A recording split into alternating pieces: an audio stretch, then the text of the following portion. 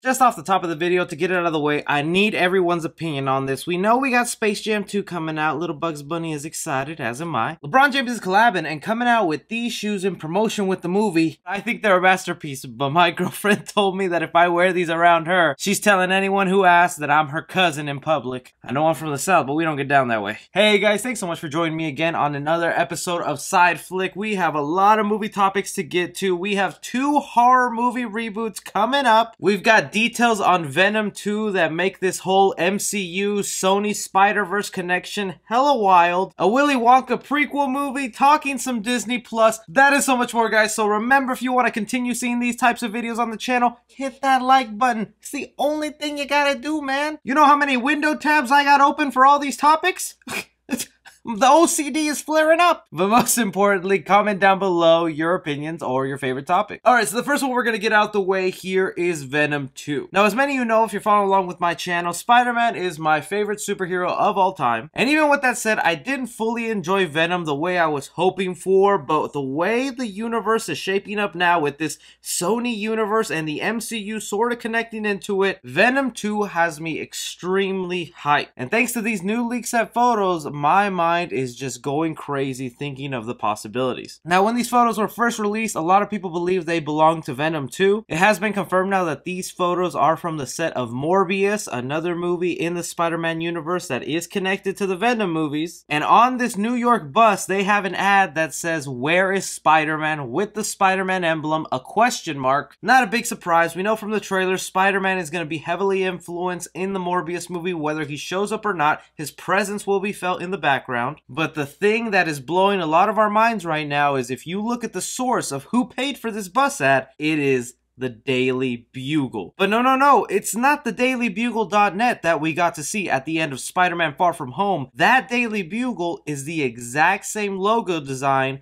from the Sam Raimi Spider-Man universe. Hold on now. So now we have the Sam Raimi Spider-Man suit in the background of the trailer, and now we have the Daily Bugle from the Sam Raimi Spider-Man universe logo. What is going on here that they're purposely taking things from the Sam Raimi Spider-Man movies and implementing them into Morbius? But most importantly, what is this gonna mean for Venom 2? Because if Morbius is doing this, then you can bet your dollar and a hat that Venom 2 is also gonna be doing this. Heck, I'm willing to put money on it now that an actual Spider-Man cameo by Tom Holland will happen in Venom 2. But could this possibly mean that the Sony Spider-Man universe is sort of taking place in the Tobey Maguire Spider-Verse? Why else would they be using the Sam Raimi suit? Why else are they using the same logo from the Daily Bugle of the Sam Raimi universe?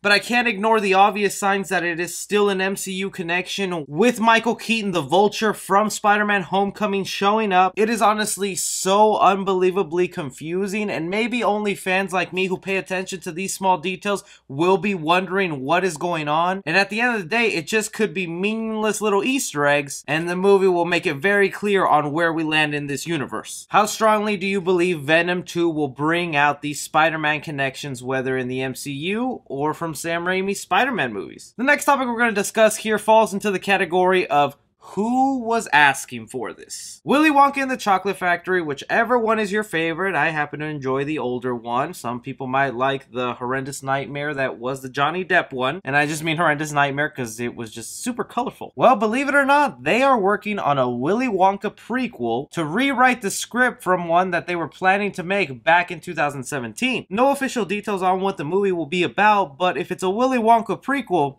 it's pretty obvious what it'll be about. It'll tell us the story of Willy Wonka and building his candy empire, probably meeting the Oompa Loompas, his crazy innovative designs. Heck, I could even see this being sort of a Steve Jobs type of storytelling where it's such an innovative, crazy man who builds all these wonderful, crazy designs for candies, possibly even eventually leading to why he wants to give up on the candy world and then hand it off to Charlie. But that is just my thought when I heard this news. Is anyone really asking asking for this, and are people gonna want to go out to the origin story of Willy Wonka? I think he's a pretty iconic character, that's for sure. A lot of people know the name, but this ain't no superhero where you really want to see this guy's origins. I'm gonna have to wait and see on a trailer and who's gonna be playing Willy Wonka. But right now, I don't have a lot of faith in this project that it's really gonna blow our boots away. Jumping to our first horror movie reboot that I'm actually kind of excited about. Screen Gems is looking to go ahead and reboot the Urban Legends franchise. Now, I gotta be perfectly honest with you guys.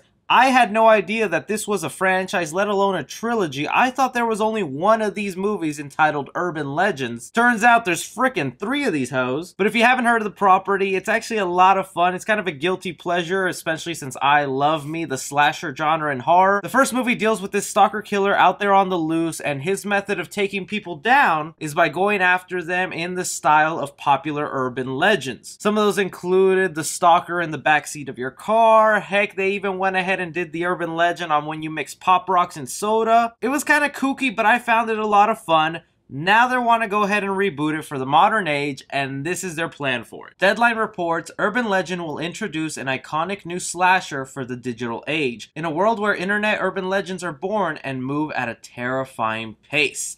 Yes, yes, yes. Okay, I don't know about you guys, but like I said, I'm a huge fan of the slasher franchise, and we just do not get enough slashers on the big screen unless they're reboots of these popular people. I miss the days of people creating original slashers on the big screen with really interesting looking designs, a nice looking mask, some quirks to go along with them, and this sounds like it could be it. Now don't get me wrong, I'm not oblivious that there's already probably a bunch of low-rate internet stalker movies out there, but the fact that this will be tackling urban legends that have to do with the internet makes it really interesting and sets it up right for a reboot. Because in my opinion, that's how you relaunch a franchise, by bringing it into the modern day and having it make sense with our time. You don't just bring it back for the money. Let's hope they don't make it a really low budget looking version of the movie Unfriended. Are you guys looking forward to this slasher Urban Legends movie taking on the internet? In a little more friendly news, before we get to the real big topic I'm gonna rant about concerning another horror reboot, let's discuss a little bit about Disney Plus and one of their newest shows that they have coming up. So if you didn't know, Disney Plus is currently working on a whole bunch of things in the background to bring more content, or original Disney content, into their platform. And one of the projects that they've been talking about since the beginning of Disney Plus was a Turner and Hooch TV series. If you don't know, Turner and Hooch is this adorable little movie with Tom Hanks and a dog. The dog happens to be the witness of a murder. Tom Hanks is playing a cop, and his only way to solving this crime is that dog. I have a lot of fun memories of this movie. I enjoy it a lot. Heck, when I heard this news, I wanted to rewatch the movie again. Well, Disney Plus is now deciding to bring this TV show to life, and it's who they cast as the main lead right now that has me excited. They're currently in talks with Josh Peck to possibly play the main detective who will get this puppy and try and solve a crime in his area. All you Drake and Josh fans better be dropping likes and screaming about how excited you are about this. You better get Drake Bell involved. You better have Megan be the killer somehow. And screw it, have Crazy Steve be the actual puppy. I gotta be honest with you guys, ever since The Mandalorian ended back in December, I have not got back on Disney Plus, and I am still paying monthly for it. And the question I wanted to bring up to you guys, do you feel the lack of adult content on Disney Plus could hurt the platform in the long run if they don't make more shows like this Turner and Hooch, which is detective solving a murder, or The Mandalorian, which appeals to a broader audience because of the violence, or the Marvel shows? Those IPs aside, do you think Disney Plus is doing enough to keep the people maybe 20 and older? You guys let me know down below. Okay, no more fun and games. Let's talk about this latest horror reboot that is just making me wonder, why? You guys know me, you've been on this channel, you've seen my videos. Every time a reboot is starting for a new movie, I never go ahead and judge it or hate it. I give it the benefit of the doubt, and I try to see the good from this reboot. Heck, I even try to lean in the positive side, just because I like to celebrate movies, and it sucks always being a Debbie Downer. But Paramount looking to reboot the Ring franchise really has me scratching my head. Here's some of the details about it. Paramount is actually planning to reboot the Ring franchise. This source also says that the studio is planning on emphasizing the book series more and wants a wider appeal to the Asian audience. I had no idea that The Ring was based off a book series. I feel like that kind of makes my horror credibility go down a little bit. I always thought the main source of The Ring was from the Japanese movie that was then brought into America. But if there's actual book material to draw from that they could use in a new reboot, I'm all up for that. Okay, that seems like a good reason. And probably the most important comment, that they wanted to appeal to an Asian audience. It's no mistake at all that this news is coming out shortly after the Oscars have happened. Because if you didn't know, Parasite won at the Oscars for Best Picture. I really like Parasite. I was extremely happy for everyone involved in that movie for winning. And if you're one of those people not wanting to see it because of the subtitles, this movie is so good that about 10 minutes in, you forget you're reading everything happening. But now with an Asian movie like Parasite winning, and then you had a movie like Crazy Rich Asians that did a whole bunch of money at the box office, Hollywood is starting to realize that properties featuring Asian characters are very profitable, and a movie that was brought over to America from an Asian audience only makes sense that you adapt it this way. So I applaud them for also going in that route. But did you not see the last reboot? Rings 2017 was one of the worst horror films I had seen in the longest time in theaters. I felt so bad for dragging my girlfriend to see that movie, and we were so close to walking out, but I just wanted to hold out hope that it was going to end in such a ballsy twist that it would make the whole movie worth it. And it was not worth it at all. I think this is just one of those franchises that American audiences just can't seem to get right. They had a good stroke of luck with the first one, but for all we know, they could decide, you know what, we can't come up with a good story, we're not making any money from these reboots, we're just not gonna do it. But as of right now, they're looking to want to do it. I really want to know your guys' opinion on them attempting to reboot the Ring franchise. But anyways, guys, that's just some of the movie topics that interested me that didn't warrant their own big video. Don't forget to comment down below your thoughts. You guys are the most important part of this show, your conversation. But also make sure to leave a like. As always, my name is Chris. Take care.